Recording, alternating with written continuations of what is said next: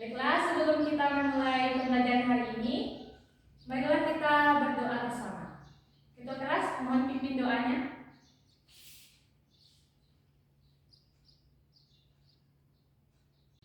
Bagaimana kabarnya hari ini anak-anak? Alhamdulillah, sehat semua ya. Di masa sekarang kita harus selalu menjaga kesehatan agar tetap bisa belajar bersama seperti sekarang. Baiklah, Ibu mau ambil daftar hadir terlebih dahulu ya. Dengarkan baik-baik. Ajen, Andra, Citra, Devi, Dina, Egi, Feby, Gian, Ilham, Irza, Intan, Jeffrey, Khairunisa, Muhammad, Mirna, Nadia, Rani, Sinta, Sari, Wana, Zikri. Baiklah anak-anak, sekarang kita akan belajar mengenai cerita pendek atau biasa yang kalian sebut cerpen. Tujuan dari pembelajaran kita hari ini agar kalian dapat menelaah apa saja struktur, ciri-ciri, dan kebahasaan yang terdapat di dalam cerita pendek ini, baik yang didengar maupun yang dibaca. Rata-rata di kelas ini pasti sudah pernah membaca cerpen. Iya kan anak-anak? Memang kita sekarang harus selalu meningkatkan kemampuan membaca dan literasi. Ya, salah satunya dengan sering-sering membaca cerpen. Sekarang Ibu akan menjelaskan terlebih dahulu mengenai pengertian cerpen, unsur pembangun cerpen, struktur cerpen, dan kebahasaan dalam cerpen. Baiklah, Ibu akan menjelaskan mengenai teks cerpen atau biasa kalian sebut dengan cerita pendek. Apa itu cerpen? Cerpen atau cerita pendek merupakan prosa fiksi yang menceritakan tentang suatu peristiwa yang dialami oleh tokoh. Karya sastra cerpen ini merupakan bentuk prosa yang pendek, sebab jumlah kalimatnya dibatasi. Pembatasan jumlah kalimat di dalam cerpen ditujukan agar pembaca bisa menyelesaikan cerpen tersebut dalam waktu yang singkat. Jadi cerpen tidak perlu panjang-panjang, ada pembatasan kalimat di dalam cerpen. Yang kedua, struktur cerpen ada 6. Yang pertama, abstrak. Abstrak merupakan gambaran awal dari cerpen yang akan ceritakan. Namun abstrak ini bersifat opsional, artinya boleh ada, namun juga boleh tidak ada dalam cerpen, tidak wajib gitu. Selanjutnya ada orientasi. Orientasi biasa kita kenal dengan pengenalan. Orientasi berhubungan dengan waktu, suasana, dan tempat di dalam cerita tersebut. Yang ketiga ada komplikasi. Komplikasi adalah urutan kejadian yang dihubungkan secara sebab dan akibat. Atau bisa disebut juga dengan puncak konflik. Yang keempat yaitu evaluasi. Evaluasi adalah konflik yang terjadi dan menuju pada klimaks. Singkatnya, evaluasi ini adalah menuju pada penyelesaian di dalam cerpen.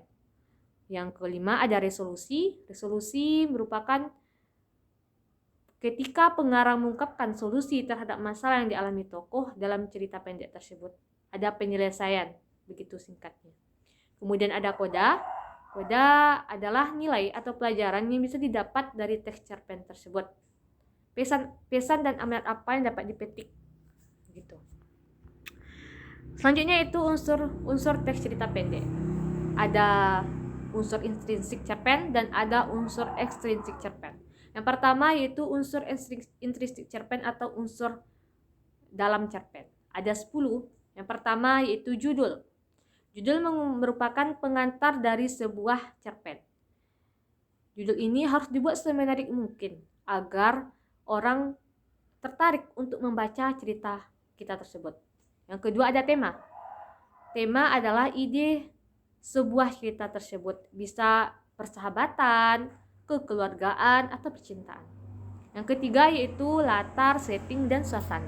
Latar merupakan tempat terjadinya peristiwa. Kemudian ada setting atau waktu. Setting ini terbagi dua, ada setting langsung dan ada setting tidak langsung. Setting langsung seperti pagi, siang, malam, besok, sekarang. Kalau setting tidak langsung biasanya terdapat unsur tersirat di dalam setting tersebut, seperti kalimat saat matahari terbit atau ketika rembulan bersinar. Ada kalimat tersirat di dalam kata tersebut. Selanjutnya yaitu suasana. Suasana ada dua. Yang pertama ada hati atau perasaan yang berupa suasana sedih, senang, bahagia, murung. Kemudian ada suasana keadaan atau lingkungan seperti sepi, sunyi, gelap, hening. Unsur intrinsik selanjutnya yaitu tokoh. Tokoh maksudnya yaitu pemain dalam sebuah cerita. Kemudian ada penokohan, biasa kita sebut dengan watak, sifat atau karakter tokoh di dalam cerpen tersebut. Penokohan ini ada umumnya ada tiga, ada antagonis, jahat, protagonis, baik atau tokoh utama, dan ketiga tritagonis, tokoh penengah atau pembantu tokoh utama. Selanjutnya yaitu alur. Alur merupakan jalannya sebuah cerita. Alur ini terbagi tiga, ada alur maju, mundur, dan alur maju mundur. Selanjutnya yaitu amanat. Amanat adalah pesan moral yang ingin disampaikan pengarang kepada pembaca. Unsur selanjutnya ada sudut pandang. Sudut pandang ini yaitu cara pengarang memposisikan dirinya di dalam cerpen tersebut. Mungkin dia sebagai orang pertama atau sebagai orang ketiga. Unsur selanjutnya gaya bahasa. Merupakan cara pengarang menggunakan ragam bahasa, variasi bahasa, dan lainnya. Termasuk dalamnya majas. Yang terakhir itu konflik.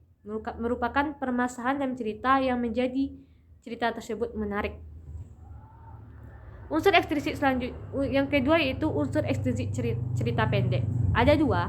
Pertama biografi. Biografi merupakan riwayat hidup dari pengarang dalam cerpen tersebut.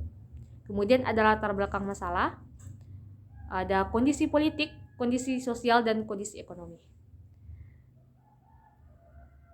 Selanjutnya itu aspek kebahasaan di dalam cerpen. Ada 5. Yang pertama yaitu sudut pandang. Sudut pandang merupakan pencerita menjadi ciri kebahasaan khas cerpen. Pencerita menjadi orang pertama atau orang ketiga. Yang kedua, cerpen memuat beberapa dialog yang menunjukkan waktu kini atau lampau. Aspek kebahasan ketiga, kata benda khusus.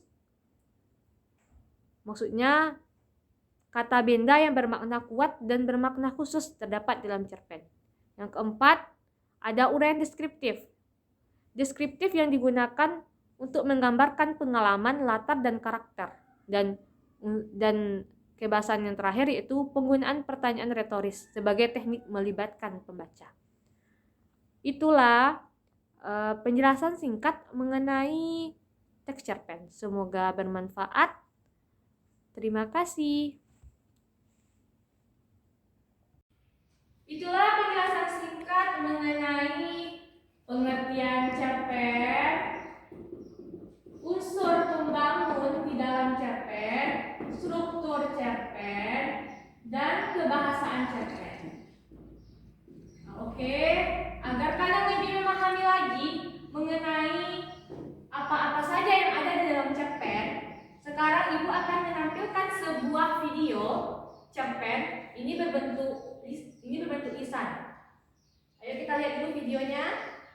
Pada suatu waktu, hiduplah seorang anak yang rajin belajar.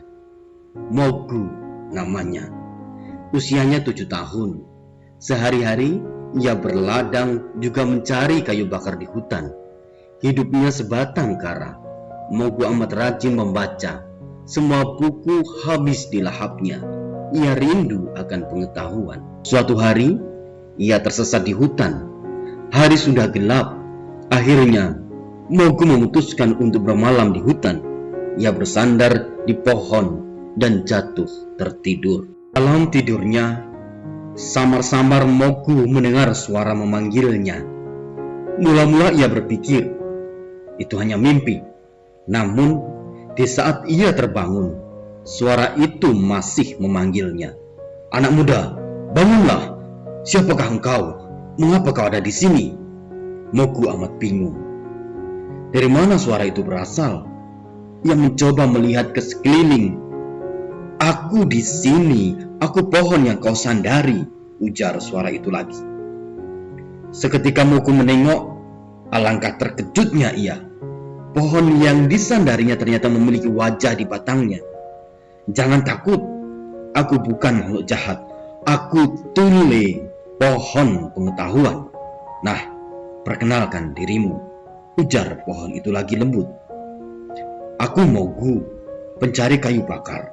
Aku tersesat, aku terpaksa bermalam di sini," jawab Mogu takut-takut.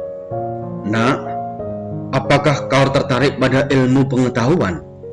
Apakah kau bisa menyebutkan kegunaannya bagimu?" tanya pohon itu. "Oh iya, aku sangat tertarik pada ilmu pengetahuan. Aku menjadi tahu banyak hal. Aku tak mudah dibodohi dan pengetahuanku kelak akan sangat berguna bagi siapa saja. Sayangnya, sumber pengetahuan di desaku amat sedikit. Sedangkan kalau harus ke kota, aku akan membutuhkan biaya yang besar. Aku ingin sekali menambah ilmuku tapi tak tahu bagaimana caranya." "Dengarlah, nak. Aku adalah pohon pengetahuan. Banyak sekali orang mencariku, tetapi tak berhasil menemukan. Hanya orang yang berjiwa bersih dan betul-betul haus akan pengetahuan yang dapat menemukanku. Dan kau telah lolos dari persyaratan itu. Aku akan mengajarimu berbagai pengetahuan. Bersediakah kau?" tanya si pohon lagi. Mendengar hal itu, Mogu sangat girang. Sejak hari itu, Mogu belajar pada pohon pengetahuan. Hari-hari berlalu dengan cepat. Mogu tumbuh menjadi pemuda yang tampan. Pengetahuannya amat luas. Suatu hari, pohon itu berkata, "Mogu, kini pergilah mengembara. Carilah pengalaman yang banyak. Gunakanlah pengetahuan yang kau miliki untuk membantumu. Jika ada kesulitan, kau boleh datang padaku."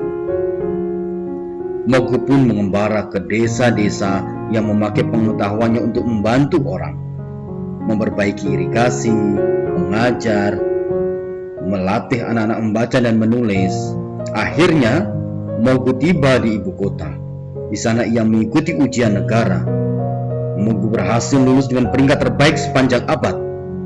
Raja amat kagum akan kepintarannya. Namun, ada pejabat lama yang iri terhadapnya.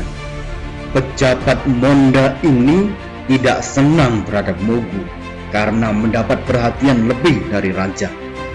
Maka ia mencari siasat supaya Mogu tampak bodoh di hadapan raja. "Tuan Mogu, hari ini hamba ingin mengajukan pertanyaan. Anda harus dapat menjawabnya sekarang juga di hadapan Baginda," kata pejabat Monda. "Silahkan Tuan Monda, hamba mendengarkan," jawab Mogu. "Berapakah ukuran tinggi tubuhku?" tanyanya. "Kalau hamba tak salah, tinggi badan Anda sama panjang dengan ujung jari Anda yang kiri sampai ujung jari Anda yang kanan bila dirintangkan," jawab Mogu tersenyum. Pejabat Monda dan raja tidak percaya. Mereka menyuruh seseorang mengukurnya. Ternyata jawaban Mogu benar. Raja kagum dibuatnya. Pejabat Monda sangat kesal, tapi ia belum menyerah. "Tuan Mogu, buatlah api tanpa menggunakan pemantik api." Dengan tenang, Mogu mengeluarkan kaca cembung, lalu mengumpulkan setumpuk daun kering. Ia membuat api menggunakan kaca yang dipantul-pantulkan ke sinar matahari. Tak lama kemudian, daun kering itu pun terbakar api. Raja semakin kagum, sementara itu Tuan Monda semakin kesal. "Luar biasa, baiklah, Aku punya satu pertanyaan untukmu. Aku pernah mendengar tentang pohon pengetahuan. Jika pengetahuanmu luas, kau pasti tahu di mana letak pohon itu. Bawalah aku ke sana, ujar raja. Mogu ragu. Setelah berpikir sejenak, hamba tahu Baginda, tapi tidak boleh sembarang orang boleh menemuinya. Sebenarnya pohon itu adalah guru hamba. Hamba bersedia mengantarkan Baginda, tapi kita pergi berdua saja dengan berpakaian rakyat biasa. Setelah bertemu dengannya, berjanjilah Baginda takkan memberitahukannya pada siapapun, ujar Mogu serius. Raja menyanggupi. Setelah menempuh perjalanan jauh, sampailah mereka di tujuan. Salam Baginda. Ada keperluan apa hingga Baginda datang menemui hamba? Sapa pohon dengan tenang. Aku ingin menjadi muridmu juga.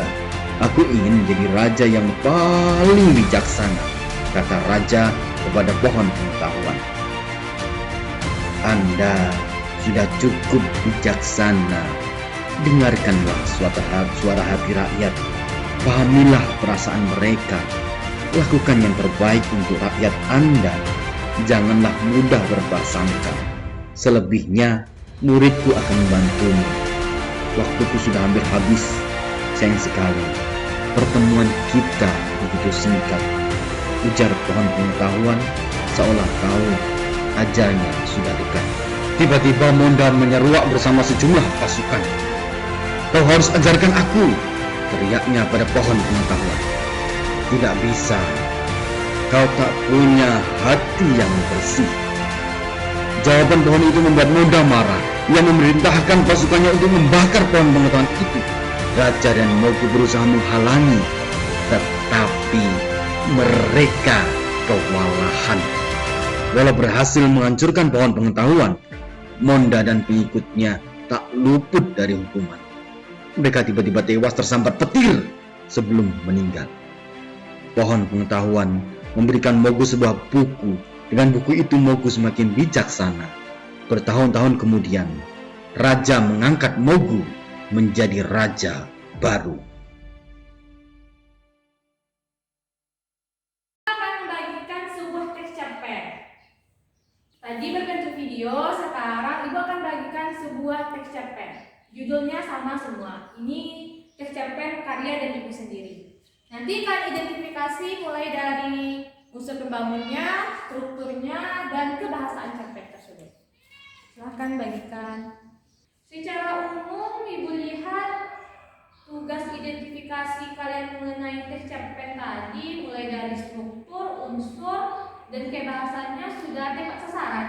Kalian dapat mengelompokkannya sesuai dengan apa yang diminta. Walaupun ada beberapa kesalahan, tapi tidak terlalu mengganggu. Bagus sekali. Baiklah, sekarang kalian diminta untuk membuat sebuah cerpen karya kalian sendiri. Temanya tidak dibatasi ya. Kalian boleh mengambil tema apa saja. Keluarga boleh, persahabatan, keagamaan, atau percintaan. Boleh apa saja. Silakan. Sekarang cerpen karya kalian tadi kalian tukarkan dengan teman sebangku. Nanti teman sebangku kalian mengoreksi apakah cerpen kalian tersebut sesuai dengan apa yang diminta, mulai dari unsur, struktur, kebahasaannya. Karya cerpen temannya sudah dikoreksi. Bagus. Sekarang kembalikan karya cerpen temannya. Lalu kalian periksa kembali atau revisi apa-apa saja yang dikoreksi oleh teman kalian. Setelah itu kumpulkan ke Ibu karya kalian tersebut. Bel sudah berbunyi, maka pembelajaran kita hari ini Ibu cukupkan sampai di sini. Selalu semangat belajar, jangan malas-malas. Karena kita akan mengikuti ujian semester sebentar lagi. Selalu jaga kesehatan. Tutup dengan Assalamualaikum warahmatullahi wabarakatuh.